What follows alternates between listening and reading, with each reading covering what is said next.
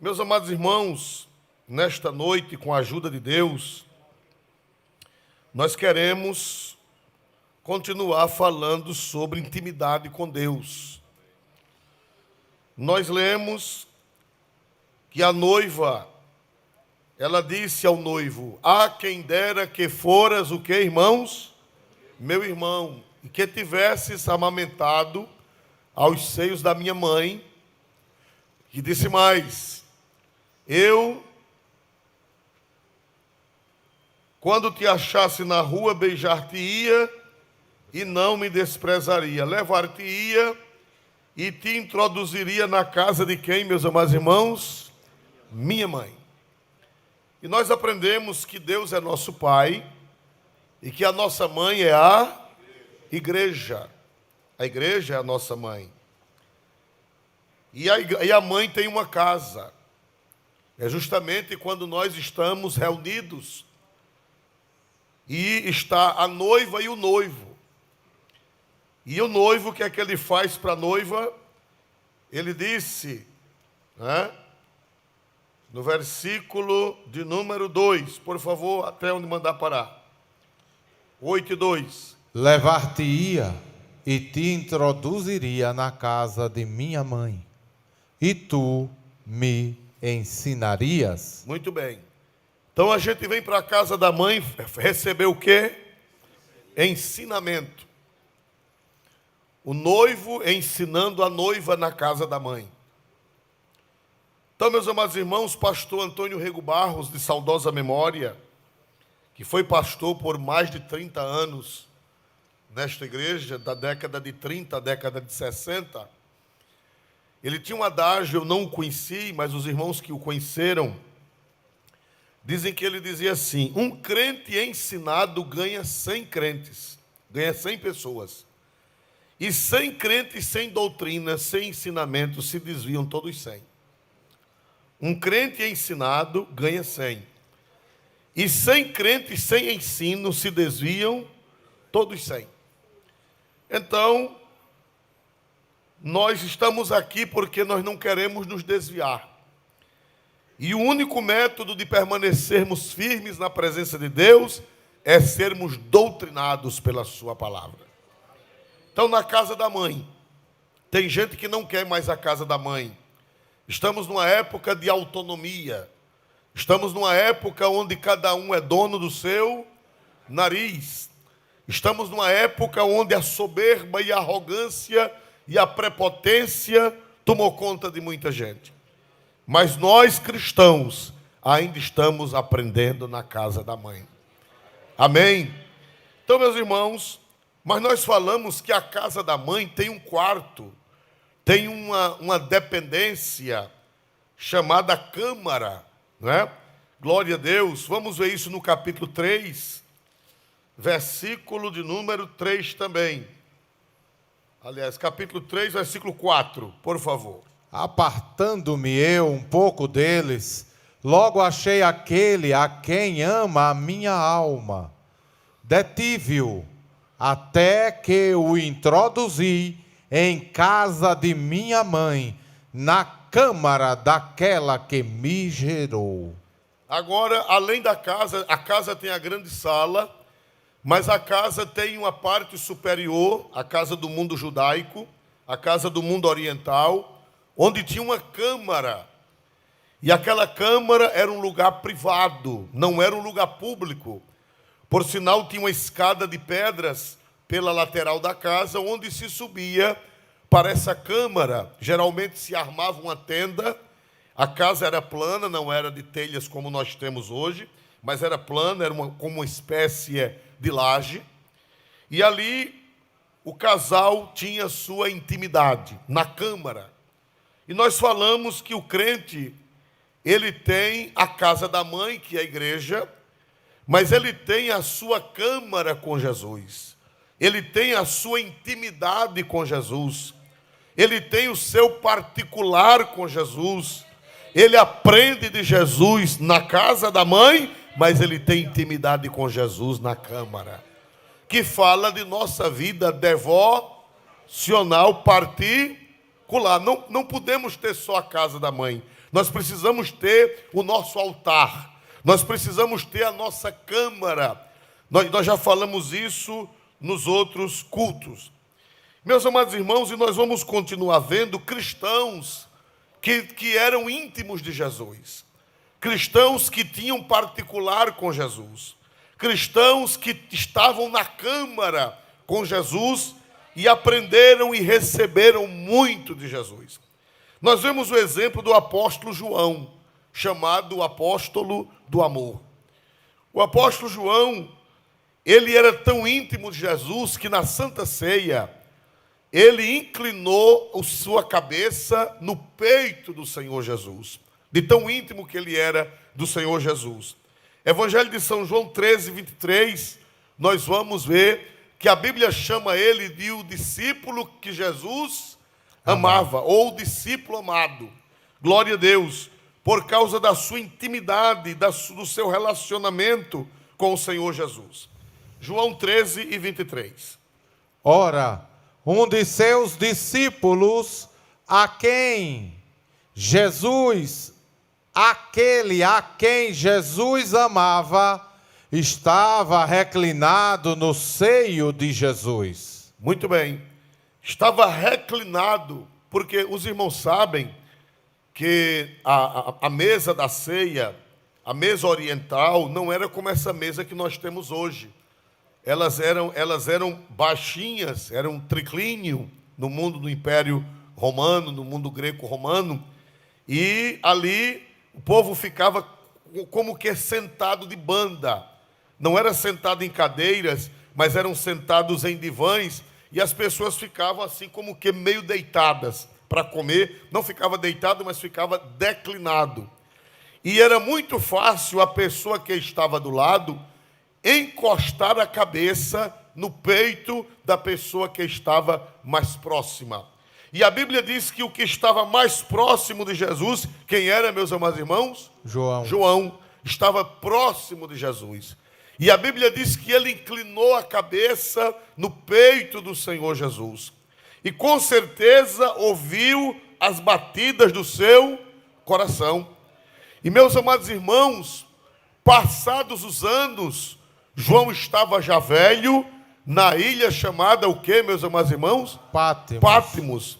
E Jesus queria dar o complemento da revelação. Jesus queria dar o complemento da Bíblia. Jesus queria dar o complemento das Escrituras.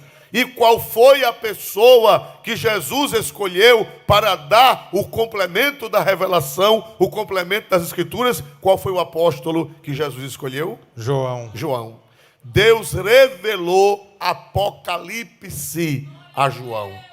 Deus revelou como vai ser o futuro. Deus revelou como vai ser a vitória. Deus revelou como é que nós vamos chegar até o novo céu e a nova terra. Quem foi que teve esse privilégio de receber essas revelações? João. Porque ele sempre foi o quê do Senhor? Ele sempre foi o quê? Uma pessoa íntima do Senhor. Quanto mais você é íntimo de Jesus, mais Jesus lhe revela coisa. Mais a sua mente é aberta, mais a sua mente é aguçada, mais o seu coração é esclarecido das coisas dos céus. Aleluia! Então, meus amados irmãos, vamos ver Apocalipse, capítulo 1, versículos 1 e 2. Apocalipse, capítulo 1, versículos 1 e 2. Revelação de Jesus Cristo, a qual Deus lhe deu para mostrar aos seus servos as coisas que brevemente devem acontecer, e pelo seu anjo as enviou e as notificou a João, amém, seu servo. Muito bem. Revelação de Jesus Cristo, a qual Deus lhe deu para mostrar aos seus servos as coisas que brevemente devem o quê, irmãos? Acontecer. E essa doutrina chama-se escatologia. Pastor Oswaldo, o que é escatologia? Escatologia é a doutrina das últimas coisas, é a doutrina do futuro, é a doutrina da morte, é a doutrina do estado intermediário, é a doutrina da ressurreição, é a doutrina do arrebatamento da igreja, é a doutrina das bodas do Cordeiro, é a doutrina do tribunal de Cristo, é a doutrina da grande tribulação, é a doutrina da vinda de Jesus em glória, é a doutrina que Jesus vai suplantar o anticristo, é a doutrina que Jesus vai instaurar o reino milenial, é a doutrina de que por fim o Senhor reinará para sempre e eternamente. E a quem foi que Jesus revelou essa doutrina? João. Todos esses esclarecimentos, Deus revelou a quem, meus amados irmãos? João. A João. Revelou a João. O fechamento da Bíblia, irmãos, sem Apocalipse ficaria uma incógnita. O livro de Apocalipse é de fundamental importância, porque se Deus não tivesse revelado a João o Apocalipse, nós seríamos ignorantes do futuro. Iria faltar uma coisa, nós viveríamos em dúvida o que é que vai acontecer. O livro do Apocalipse não é o livro do desastre. O livro do Apocalipse não é o livro de fazer medo. O livro do Apocalipse é o livro da esperança. Quem pode dizer glória para Deus? Glória a Deus. Tem gente que quando fala em Apocalipse fica com medo. Quando fala em Apocalipse diz, ui, glória a Deus. Não, irmão. Apocalipse não é para assombrar, não. Apocalipse é a nossa esperança. Mostra a vitória do reino de Deus no final dos tempos. Então não faz medo ler Apocalipse. Apocalipse faz medo ler quem está com a vida desajustada. E é até bom que leia para ver se apruma. Louvado seja o nome do Senhor. Mas Apocalipse é uma revelação do futuro. É um livro que traz esperança. E Deus revelou a quem, irmãos? A João. Na Santa Ceia, ele estava perto ou estava longe de Jesus? Perto. Perto. Ao ponto de quando ele se virou, inclinou a cabeça no peito de quem, meus irmãos? De Jesus. E Jesus revelou a ele as últimas coisas. Se você tiver intimidade com Jesus, Jesus vai lhe dar uma revelação mais refinada. Glória a Deus. Vamos ver, irmãos, vocês sabem que onde era a câmara? Vamos ver se vocês aprenderam onde era a câmara. Onde era que ficavam as câmaras da casa? Era no lugar, em cima do eirado. Pastor Oswaldo, esse lugar lá em cima servia para muita coisa? Sim. Primeiro servia para bater os agricultores pobres, os agricultores de pequenas roças, eles, como o terraço em cima da casa era batido, servia para malhar o trigo e separar o trigo da casca, porque justamente passava o vento e o vento levava a casca. Então, os telhados das casas, que não era telha, eram uma laje, não uma laje de cimento, como temos hoje, vigas de madeira e calafetado com o que eles tinham naquela época. Ali em cima, irmãos, era lugar do relacionamento. Eles armavam uma tenda e era o lugar do relacionamento íntimo de quem? Do casal, do pai e da mãe da família. E também era lugar de oração. Por incrível que pareça, quando o judeu piedoso queria orar, ele subia para o eirado. Ele subia para a câmara lá de cima, onde era armada a tenda, e também era lugar de oração. Pastor Oswaldo, de onde o senhor tirou isso? Da Bíblia. Deus me livre de pregar outra coisa que não tenha confirmação das Sagradas Escrituras.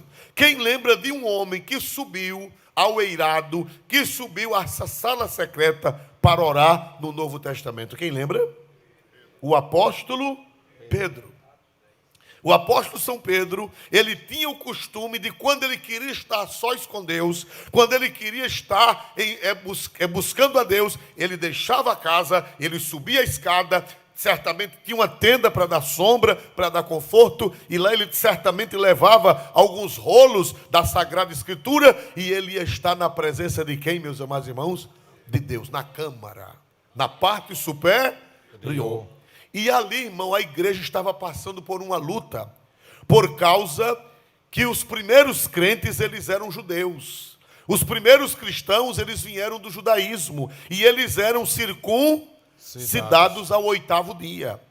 Mas agora o Senhor estava querendo salvar o povo gentil.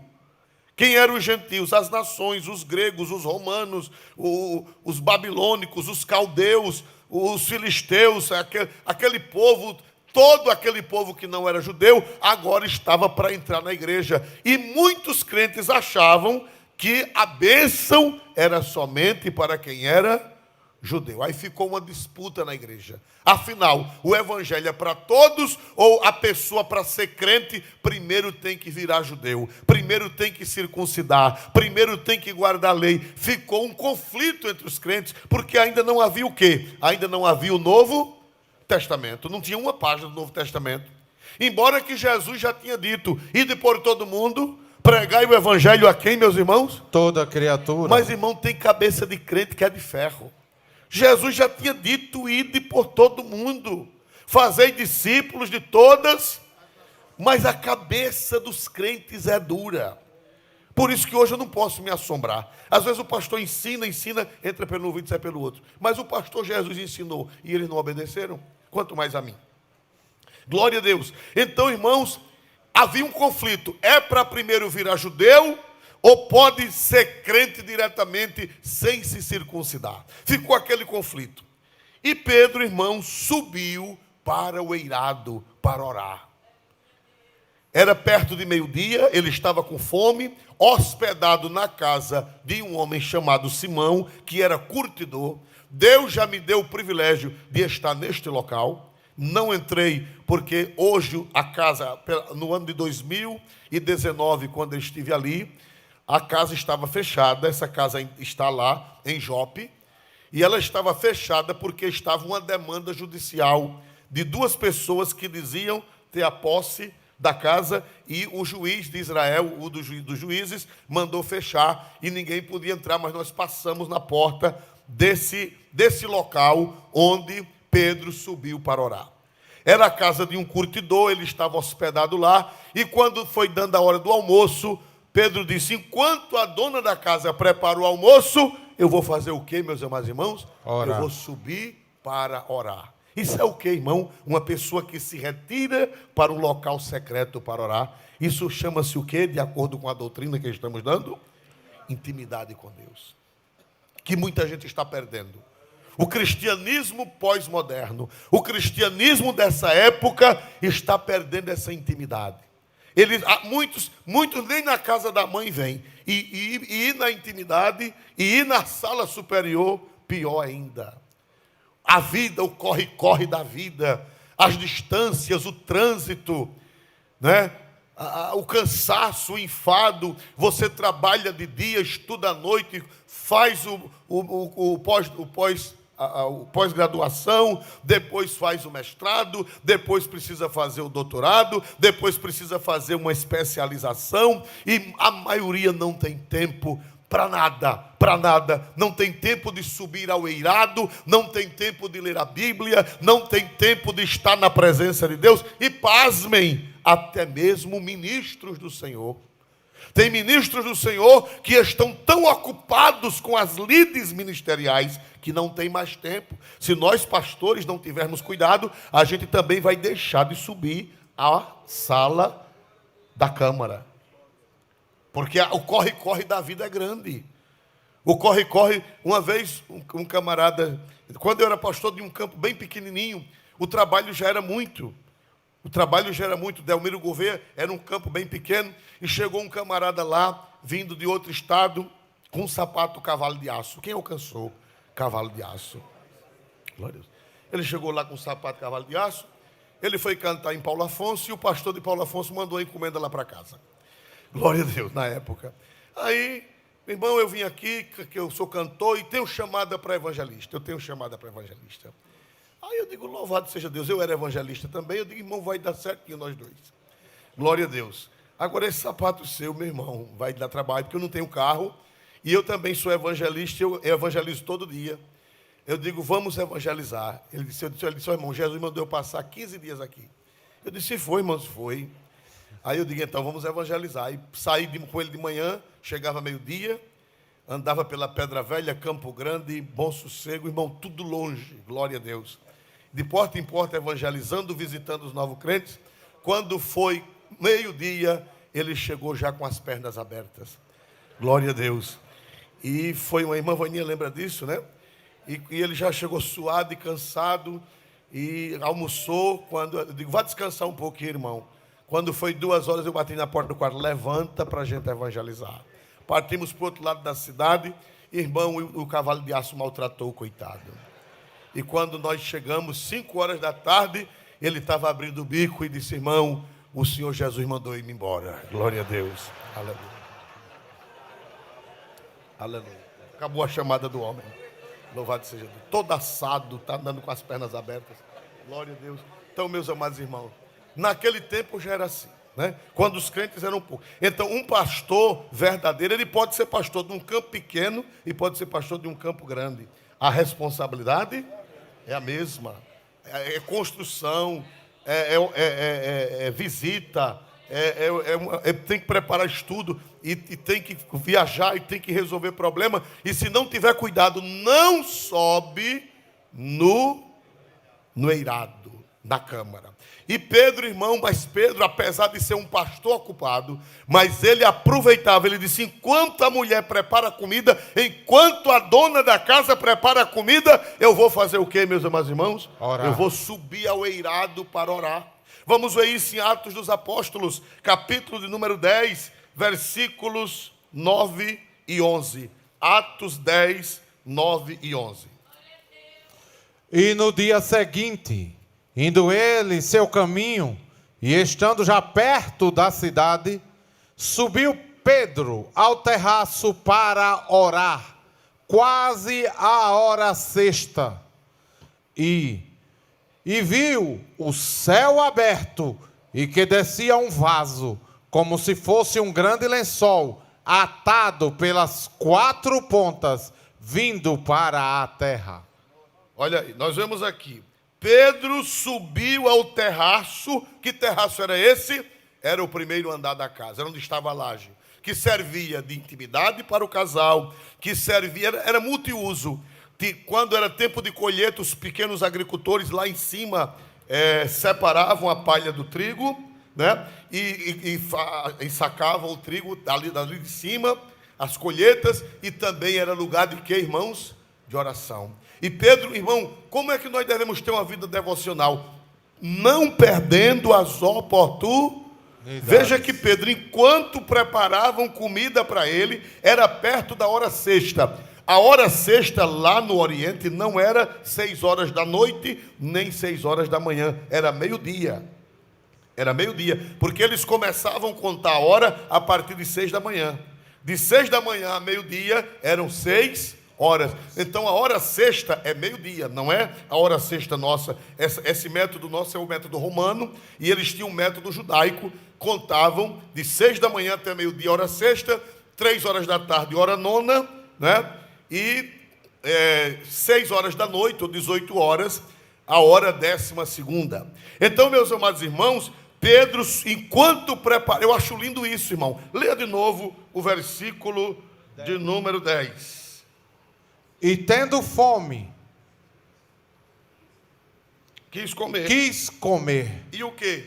E enquanto lhe preparavam, sobreveio-lhe um arrebatamento de sentidos. Irmão, quem quer orar, acha a hora de orar.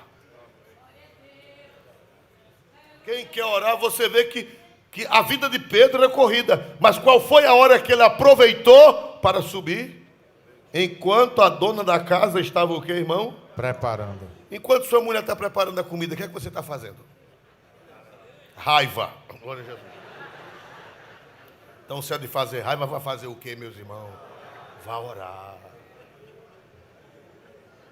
Agora, quando a gente não quer orar, não tem hora. O que é que eu aprendo aqui? O que é que o Espírito Santo está nos ensinando? Que quando a gente quer orar, aparece a hora. Pastor, qual é a hora da oração? Pode ser de manhã, logo cedo, pode ou não pode? Pode ser 9 da manhã, pode ou não pode? Pode ser meio-dia, pode ou não pode? Pode ser à noite, pode ou não pode? Não existe a hora definida. Qualquer hora você pode subir ao eirado para orar. Aleluia! Quem pode dar glória para Jesus nessa noite? Então, em vez de enquanto a mulher está preparando a comida, você está mexendo no celular, vá orar. Pegue a Bíblia, vá para um lugar. Pastor, lá em casa não tem onde subir. Vá para a despensa. Se soque na despensa. Meta a cara dentro do armário. Glória a Jesus, se a despensa é pequena. Vá para o quarto, tranca o quarto. O quarto é apertado, a mulher fica entrando e saindo. Vá para o banheiro. Quem quer orar, tem lugar e tem horário. Deus prepara o lugar e Deus prepara o horário. Quem pode dizer amém, irmãos? Amém. Então, a primeira coisa que eu aprendo aqui é que nós não devemos desperdiçar as oportunidades. Se der uma brechinha, corre e vai orar. Irmão, e naquela oração, Deus abriu o céu e revelou a Pedro a solução de um problema insolúvel. Que o próprio Pedro era resistente a aceitar gentil na igreja. Aí Deus mostrou a ele um vaso que descia do céu, cheio de animais sujos, zebra, girafa, leão, onça, tigre, cobra, peixe de toda qualidade, bicho de toda qualidade. E uma voz disse: Pedro, levanta, mata e come. E ele disse: Senhor, como não? Porque eu sou judeu, e judeu não come essas coisas. Judeu é separado dos gentios. Quem come isso são os gentios. Jesus disse: Pedro, não tornes imundo aquilo que Deus purificou. Aleluia. Quem diz amém, irmãos? Amém. Quando Pedro termina de orar, quem bate na porta? 3 soldados. Enviados por quem?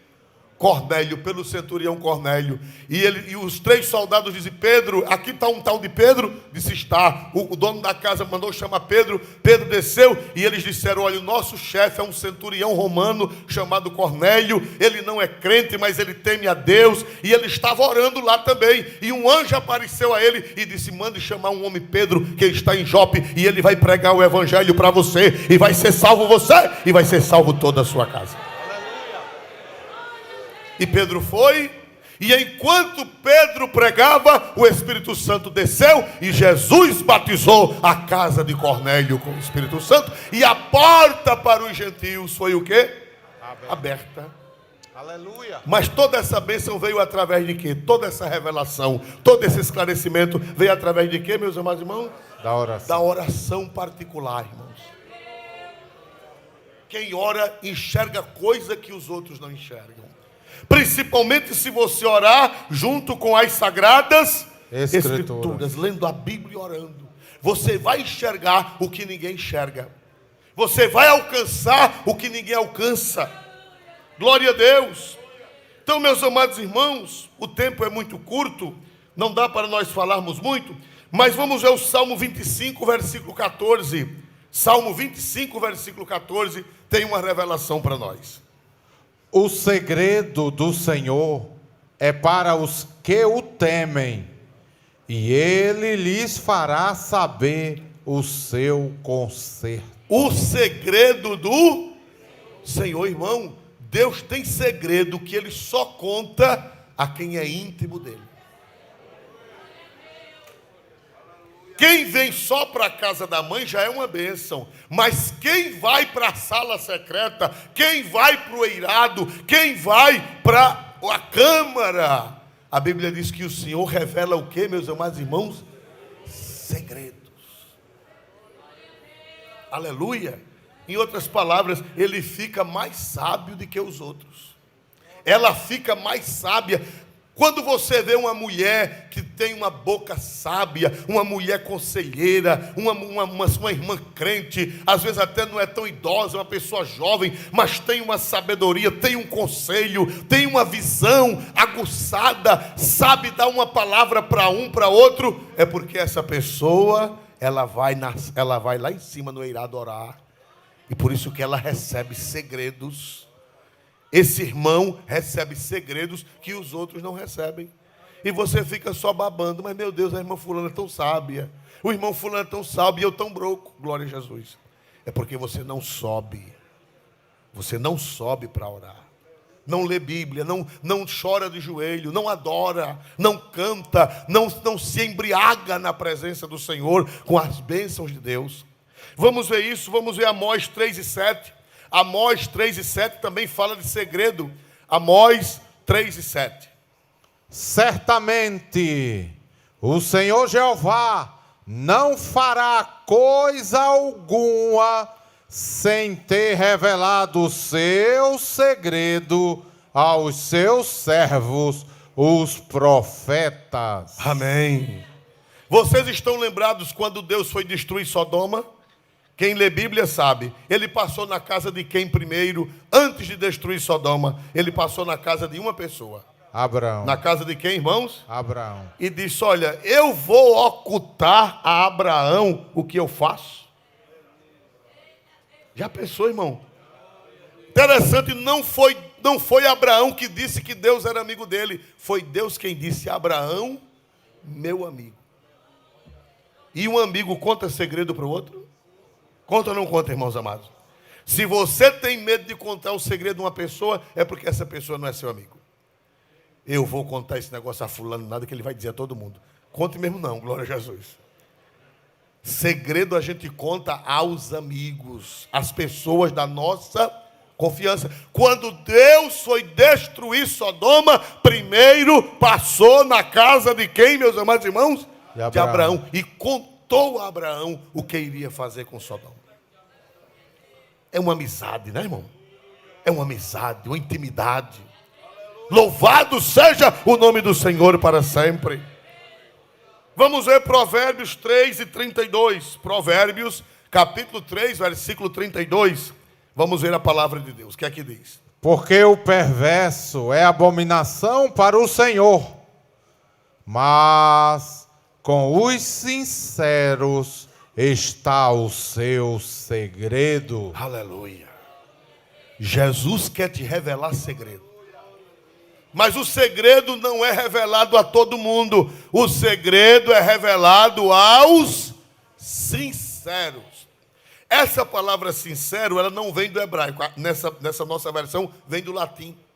A palavra sincero vem do latim, que significa sincera. Sincera. De onde vem a palavra sincero? É do latim, a etimologia é sincera. Por quê? Porque no tempo antigo, havia muitas estátuas de deuses e estátuas ornamentais. Então você ia na feira em Roma, ou nas cidades grandes do Império Romano, e você ia comprar uma estátua de um deus, a estátua ou uma estátua ornamental, e você era de mármore. Mas tinha mármore de primeira, tinha mármore de segunda e tinha mármore de... O mármore de primeira era aquela pedra que não tinha defeito. O mármore de segunda tinha pequenos defeitos. E o mármore de terceiro tinha buracos. E o que era que eles faziam para enganar o povo? O que era que eles faziam para enganar o povo? Pegava pó de mármore com cera e tapava os buracos. Eles sabiam fazer com cera, tapava todos os buracos, os defeitos do mármore. A pessoa que não conhecia comprava gato por lebre. Quando chegava em casa, comprava pensando que era mármore de primeira. Quando chegava em casa, que botava a estátua no jardim, que era muito comum no mundo do Império Romano, botar a estátua no jardim. Quando botava a estátua no jardim no primeiro dia de sol, o que era que acontecia, meus amados? Os buracos apareciam. Então, sincero vem do latim, que quer dizer sincera. Pessoa que não é fingida. Pessoa que não tem o que esconder. Sincero.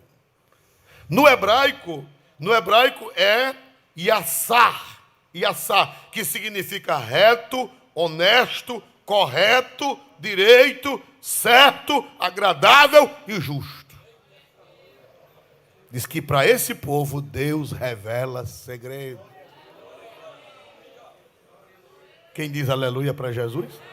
Em outras palavras, se tiver vida dupla, na presença do povo for uma coisa e na ausência for outra, Deus não vai revelar segredo nenhum a você. Deus só revela segredos aos sinceros, pessoas que não têm máscara, que não têm o que esconder. Quem diz aleluia para Jesus, irmão? Quem quer segredo de Deus na vida? Quem quer que Ele revele? Pois com os sinceros está o seu segredo. Você é uma pessoa sincera, vai lá na câmara com Jesus, aí Jesus vai desenrolar o rolo, vai desenrolar o mistério, e você vai receber revelações. Quem pode dar glória para Jesus nessa noite? Mas é para o segredo do Senhor é para os sinceros. Aleluia. Aleluia. Vamos andando. A palavra segredo em hebraico, os irmãos que entendem de hebraico me disseram que é kovd, não é covid não, é kovd, que significa reunião secreta entre amigos ou familiares, com conversas que não é possível partilhar com estranhos. Segredo é intimidade, significa reunião secreta entre amigos ou familiares, com conversas que não é possível partilhar com os estranhos. Jesus conta segredo para você, porque você é amigo dele, e você é sincero, você é sincera. Ele vai lhe dar uma visão espiritual maior, mais aguçada. Lá na câmara secreta, só você e Jesus. Tem gente, irmão, que não sabe orar sozinho. Irmão, não sei orar sozinho. Aprenda a orar sozinho. É bom orar em grupo, mas você precisa ter a sua câmara secreta com Cristo. Todo irmão bem-sucedido, todo pastor bem-sucedido na vida espiritual, pode ter certeza que ele tem um secreto com Jesus. Senão não vai saber de nada. Não vai ter o que ensinar, não vai ter o que pregar, não vai ter o que dizer. Glória a Deus. Quando pregar o povo... né? Glória a Deus. Não tem segredo para contar. O povo gosta de saber de segredo, é verdade, meu irmão? Como é que o pregador atrai o povo? Quando ele contar os segredos de Deus. Aleluia. Aí o povo quer saber. Se você estiver cochilando, você está cochilando aqui. Aí uma pessoa diz, eu tenho um segredo para lhe contar. O sono vai embora na hora.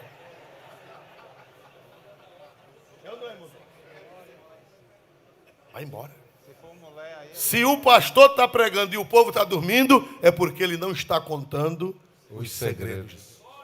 E se ele contar os segredos de Deus, ninguém dorme. Porque todo mundo gosta de saber de segredo. Aleluia. Então, meus amados irmãos, aprendemos o que é segredo, aprendemos o que é ser sincero. Agora, irmão, vamos ver Deus e Paulo. Vamos ver Deus e Paulo. Deus revelou a Paulo muita coisa e pouca gente sabe disso. Os irmãos sabem que Paulo, quando ele se converteu, ele a priori, ele desaparece de Jerusalém. Levanta-se uma perseguição, a própria igreja rejeita Paulo. Você sabia disso quando Paulo se converteu? Que ele não era Paulo, ele era Saulo. Quando ele se converteu, a igreja ficou desconfiada, porque ele antes era um grande perseguidor. Quando ele se converteu, ninguém queria ele. Quando ele chegava na igreja, os crentes, corria. Porque diziam, sei lá se essa trepeça é crente mesmo. Se isso não quer matar a gente aqui. E quando Paulo chegava na igreja, o povo ia embora, com medo dele, porque não confiava que ele era crente. Como é que esse homem ontem estava querendo matar a gente e agora está no meio da gente? E ninguém queria saber de Paulo. Mas foi projeto de quem essa rejeição? Foi projeto de quem? De Deus. De Deus. Sabe por quê? Porque Paulo passou muitos dias longe, desapareceu. Vamos ver isso em Atos capítulo. Tem um pequeno versículo que pouca gente sabe. Atos 9 e 23. Atos 9 e 23. E tendo passado muitos dias, os judeus tomaram conselho entre si para o matar.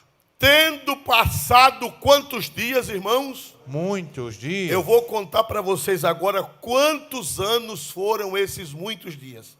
Paulo teve que fugir e passou muitos dias fugido. Sabe quanto tempo foi? Sabe quem responde? Gálatas. Gálatas capítulo 1, versículo 17 e 18. Gálatas 1, 17 e 18. nem tornei a Jerusalém, a ter com os que já antes de mim eram apóstolos, mas parti para a Arábia e voltei outra vez a Damasco. Depois, passados 3 anos, fui a Jerusalém para ver a Pedro e fiquei com ele 15 dias. Muito bem. Quantos dias foram esses que Paulo ficou afastado, longe? Quantos dias, irmãos? 3 anos. Nesses 3 anos, ele foi para o deserto da Arábia. Ficou lá no deserto da Arábia.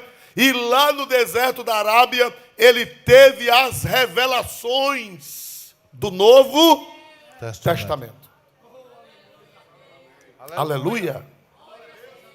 Aleluia. Sozinho, só ele quem? Lá no deserto. Só ele e quem? Só ele e Jesus. Quantas cartas Paulo escreveu? 13 cartas. Se foi ele que escreveu Hebreus, 14. Nós não sabemos. Irmão, a riqueza das cartas paulinas. O diabo tem o maior ódio das cartas paulinas. E ultimamente está se levantando gente que se diz crente, dizendo que as cartas paulinas devem ser rechaçadas. Já tem gente dentro das igrejas. Não, mas isso aqui foi Paulo quem disse, não foi Jesus quem disse. Animal. O que Paulo falou foi revelação de Cristo a ele no deserto da Arábia. Aleluia. No deserto da Arábia, esses 3 anos que Paulo passou lá, só ele e Jesus. E agora, essa rejeição a Paulo não vem de agora. Na igreja de Corinto, tinha crente que achava que a doutrina de Paulo era dele.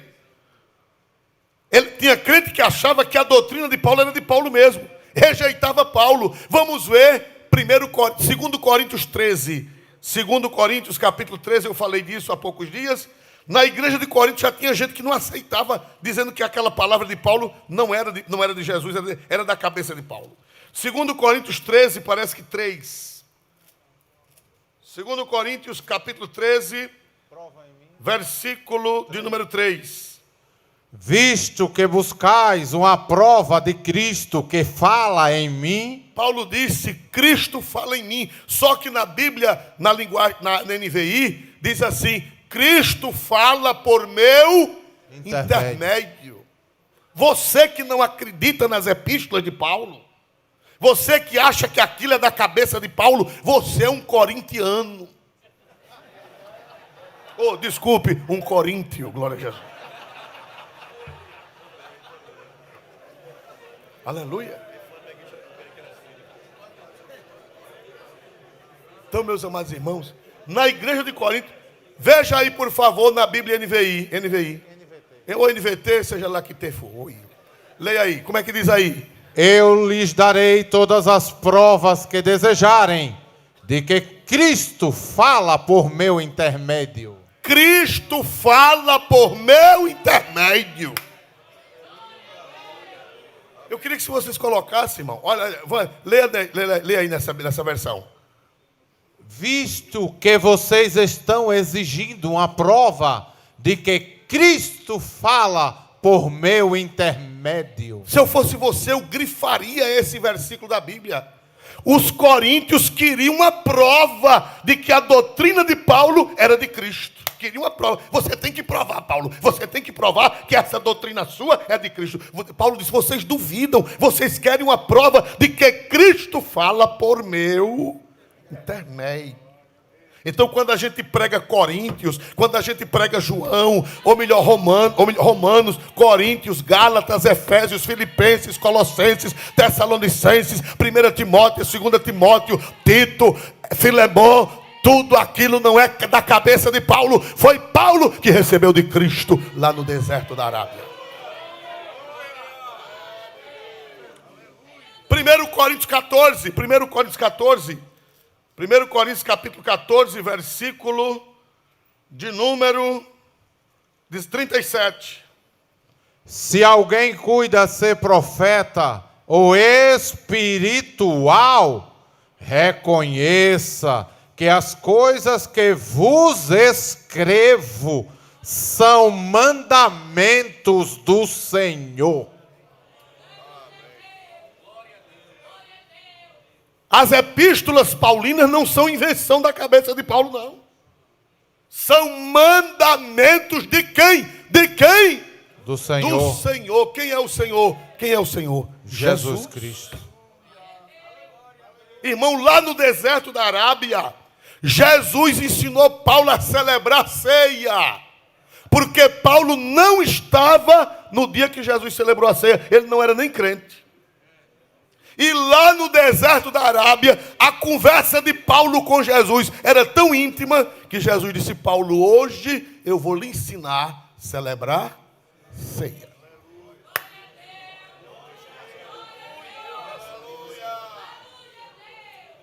Esse texto, olhe para cá, esse texto da ceia de Coríntios é mais antigo do que o de Mateus, o de Marcos e o de Lucas.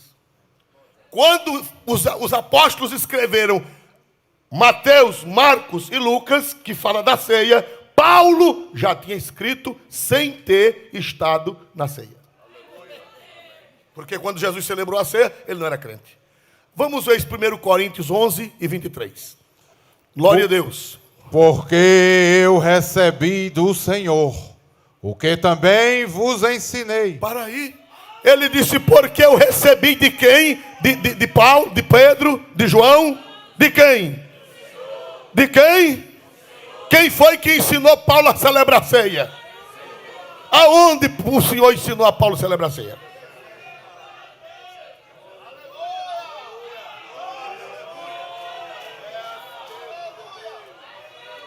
Agora vem o Nutella de hoje me dizer que as palavras de Paulo têm que ser descartadas. Homem, vá comer pirão escardado, rapaz. Você vem comer Nutella e vem me com essa conversa de que as palavras de Paulo é da cabeça dele. Paulo disse: o que eu recebi do Senhor, eu vos ensinei. Quem crê que as epístolas paulinas são do Senhor, levante a mão e dê 3 glória a Deus, um para o Pai, outro para o Filho e outro para o Espírito Santo.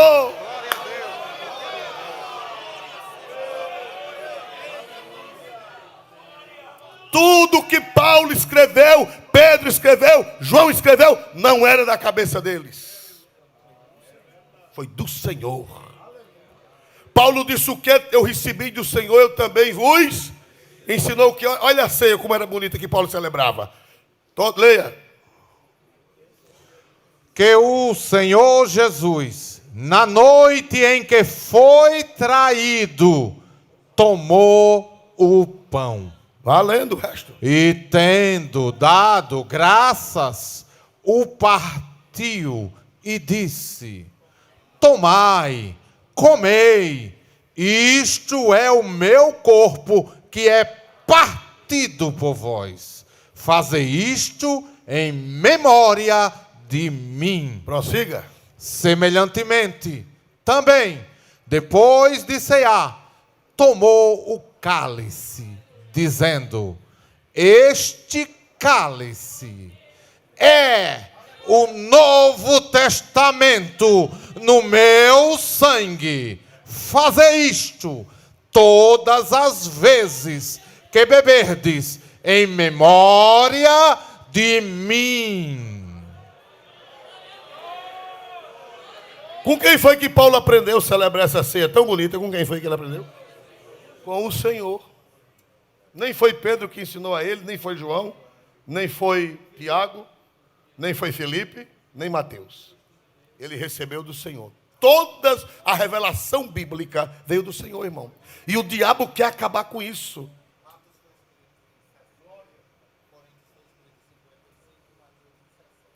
O irmão está fazendo uma observação que ele pesquisou agora aí, que Coríntios foi escrito Em em 55 depois de Cristo e Mateus foi escrito em 60, 5 anos depois. 60 para lá. De 60 para lá.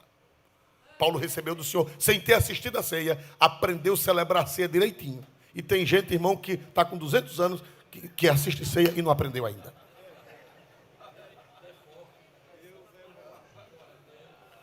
Jesus só ensinou a Paulo uma vez. Ele aprendeu. Tem pastor que até hoje não sabe celebrar a ceia. Pensa numa doidice, glória a Jesus. Aleluia, louvado seja o nome do Senhor. Meus amados irmãos, agora eu tenho para encerrar esse culto, porque nós vamos para esse assunto, nós estamos terminando hoje. Agora veja bem, as revelações particulares não podem contrariar a revelação geral da igreja.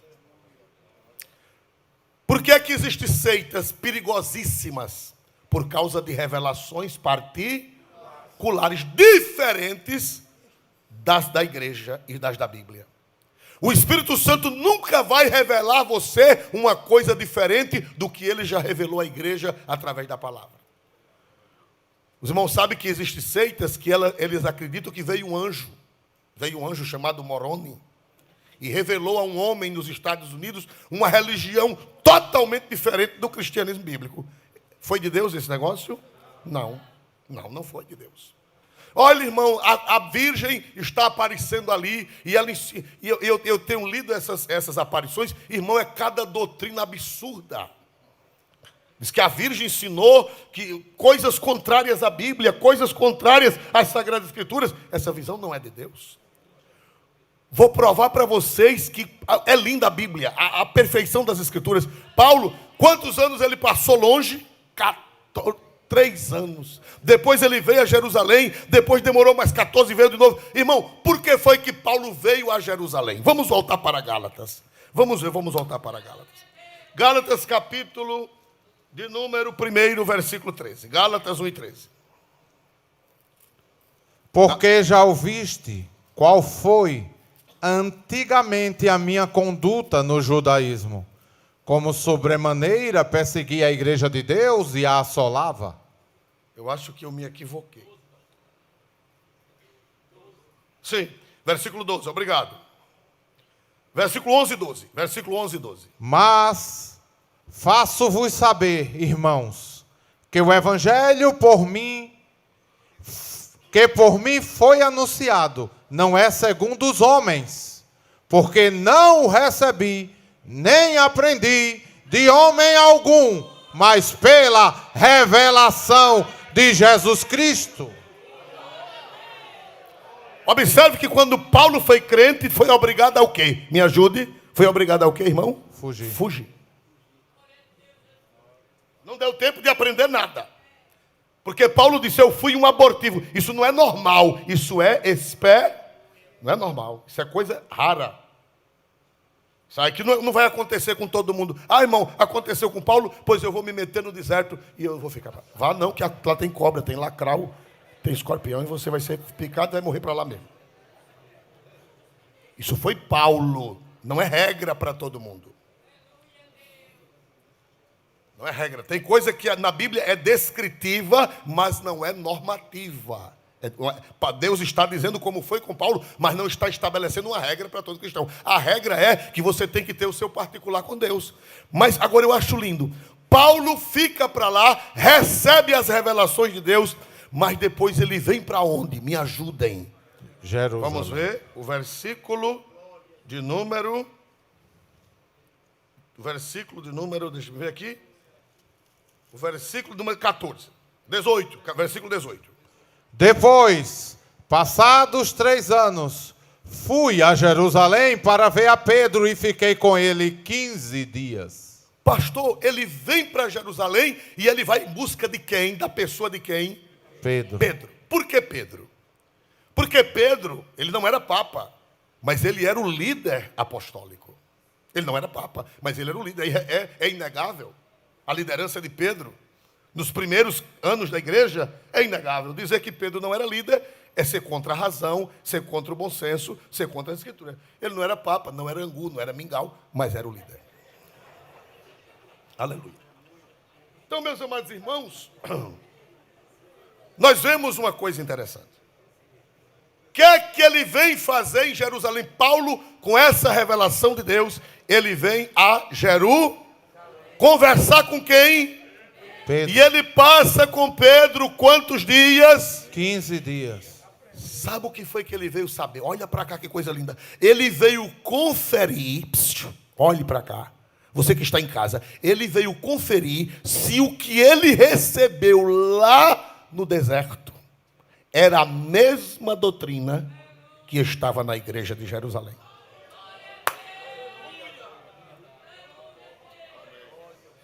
Jerusalém era a sede do cristianismo. Jerusalém era a sede da igreja. Jerusalém era onde estavam os apóstolos. E ele vem fazer uma conferência com Pedro para saber se a revelação que ele recebeu lá era a mesma que Cristo tinha dado aos apóstolos. Olhe para cá. Se você tem uma revelação que é diferente da apostólica, essa revelação foi o cão. Foi Jesus. Vamos ver, pastor Oswaldo, vamos adiante, como é? Gálatas 2, capítulo 2, versículo 1 e 2. Gálatas 2, 1 e 2. Depois, passados 14 anos, subi outra vez a Jerusalém com Barnabé, levando também comigo Tito. E subi por uma revelação, e lhes expus o evangelho que prego entre os gentios, e particularmente aos que estavam em estima, para que de maneira alguma não corresse ou não tivesse corrido em vão. Outra vez, depois de 14 anos, subi para onde? Para Jerusalém. 2, subi por uma revelação e lhes expus o evangelho que prego entre os gentios, e particularmente aos que estão em estima, para que de maneira alguma corresse ou não tivesse corrido em vão. Ele disse, eu vou lá em Jerusalém para saber se o evangelho que eu prego é o mesmo que os apóstolos pregam, porque se eu estiver pregando um evangelho diferente deles, eu estou correndo em vão, e eu não quero correr em vão, eu quero correr com a igreja. Leia na NVT, O 2. versículo 2 na NVT. Fui para lá por causa de uma revelação. Reuni-me em particular com os líderes e compartilhei com eles as boas novas que tenho anunciado aos gentios. Queria me certificar de que estávamos de acordo. Mas, irmão, olha que versão maravilhosa. Pois temia que meus esforços anteriores e presentes fossem considerados inúteis. Eita, irmão, volta por favor, nesse mesmo versículo. Fui para lá por causa de uma revelação. O Senhor Jesus disse, Paulo, vá lá na igreja de Jerusalém, conferir se esse evangelho que eu lhe ensinei é o mesmo que eles pregam. Aleluia. Por que é que hoje em dia tem tanta seita? Por que é que hoje em dia tem cada um com a sua ideia? Porque não tem a humildade. Não, eu agora descobri o evangelho. Eu agora fui revelado da verdadeira verdade. Vamos usar esse pleonasmo. Eu agora sei o que ninguém soube. Eu sou iluminado mais do que todo mundo. Aí cria sua seita, cria sua religião, porque ela é mais revelada que os outros. Pois Paulo veio para Jerusalém para conferir. Olha, lê de novo, irmão. Lê de novo na NVT.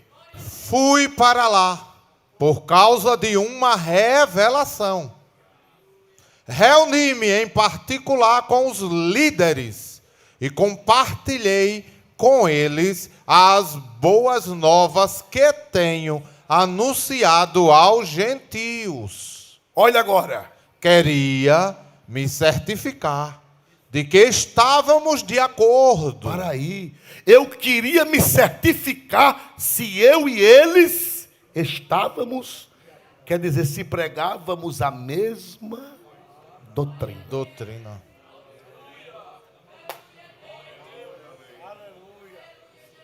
Dá para dar glória a Deus, igreja? Aleluia. Se Paulo fosse soberbo, se Paulo fosse arrogante e prepotente, ele tinha criado uma igreja dele mesmo. Era ou não era? Eu vou me submeter a Pedro. Pedro é um pescador. Eu vou me submeter a João. João é um pescador do mar da Galileia. Eu vou me submeter a Mateus. Mateus era um cobrador de impostos, um ladrão relaxado. Eu vou me submeter a ninguém. Eu vou pregar por minha conta e eu vou fundar a minha denominação. Mas ele disse, não, eu vou a Jerusalém para saber se eu estou de acordo com o evangelho que eles pregam. Dá para dar glória a Deus? Então, irmão, o que é que eu aprendo? Quanto mais você recebe revelação de Jesus, mais você é humilde.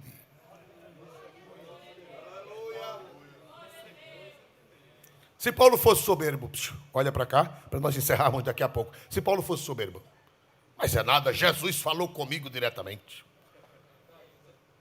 Eles que fiquem para lá, aqueles ignorantes da Galileia. Eu sou formado aos pés de Gamaliel e Jesus fala comigo direto, tete a tete. Tum, tum, tum, tum. Não, ele foi a Jerusalém para conferir se a doutrina que ele ensinava era a mesma dos apóstolos.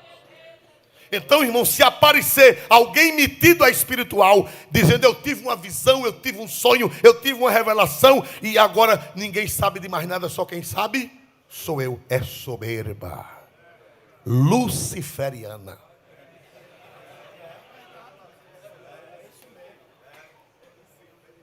Irmão, porque a igreja ela tem uma doutrina sólida. A nossa igreja, pela graça de Deus, eu não estou dizendo só a nossa, pode haver outras denominações, mas a nossa igreja, ela tem uma doutrina sólida, uma doutrina bíblica, uma teologia segura.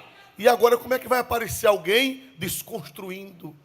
2000 anos de cristianismo, eu não digo nem 100 anos da Assembleia de Deus, eu digo 2000 anos de cristianismo. Não, as cartas de Paulo não valem nada. Aí ele faz a religião própria. Ninguém sabe de nada, quem sabe agora é ele. Paulo veio a Jerusalém para conferir, e quando ele conferiu o que era, versículo 7 a 9. Versículo 7 a 9. Quando ele conferiu que era o mesmo evangelho, porque Deus não é Deus de confusão, Deus não é Deus de contradição. Versículo 7 a 9.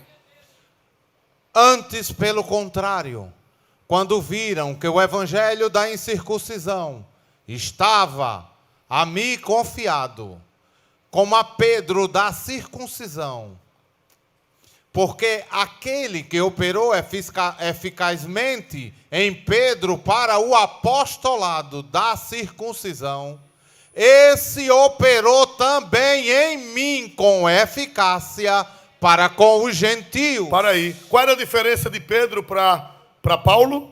Era que Pedro, o ministério dele era para com os da circuncisão, para os judeus. E o de Paulo era para com os da incircuncisão, os gentios. Era a diferença, só era essa. Você vai partir para pregar para os gentios e eu vou partir para pregar para os judeus. Mas não eram duas denominações separadas. Versículo 9. E conhecendo Tiago, Cefas e João, que eram considerados como as colunas, a graça que se me havia dado, deram-nos as destras em comunhão comigo e com Barnabé, para que nós fôssemos aos gentios e eles à circuncisão. Versículo 9 na NVT, para encerrarmos. Versículo 9 na NVT. Leia. Olha ali, está na tela. De fato, Tiago, Pedro e João, tidos como colunas, reconheceram a graça que me foi dada e aceitaram Barnabé e a mim como seus colaboradores. Não fundaram outra igreja. Eles nos incentivaram a dar continuidade à pregação aos gentios, enquanto eles prosseguiriam no trabalho com os judeus. Agora continue. Sua única sugestão foi que continuássemos a ajudar os pobres, o que sempre fiz com dedicação. Aleluia. Quem pode dar glória a Deus? Agora, nessa Bíblia Velha tem uma coisa interessante que nessa tradução não tem. Não é que está errado, é porque uma traduziu literalmente e a outra traduziu livremente. É o versículo de número 9. E conhecendo Tiago, Cefas e João, que ele não conhecia ainda, ele não conhecia Tiago, ele não conhecia Pedro, ele não conhecia João. E conhecendo Tiago, Cefas e João, que eram considerados como as colunas. Ele reconheceu que na igreja de Jerusalém estavam as colunas, que era Pedro, Tiago e João. Se você tem revelação e não reconhece mais ninguém,